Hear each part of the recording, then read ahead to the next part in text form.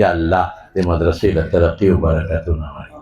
د مولانا صاحب په عمر کې علم کې الله مزید برکات واچوي.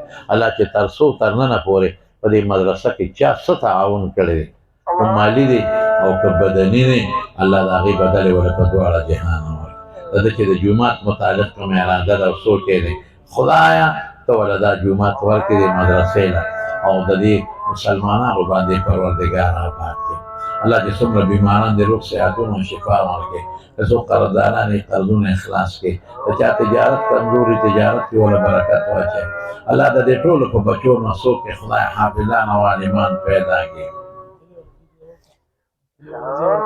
او دې ځای ورکړی د کلي والا ټولو دا حاجي هغه دعا وکړئ. او دا چې چا نن دې ځای کې دا پروګرام شوی دی، دوی ورسره مینه وکړه، محبت یې وکړه.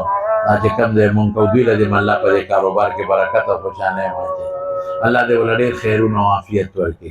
خدای پاکه ته زمونږ نه راضي شي او الله د دواړو جهانو د خیر تمانه ده نه کوو مونږ له راکړي او د شرونو فتنو نه مو ساتي، حاسدینو د حسد نه مو ساتي، الله د شریانو د شر نه مو ساتي.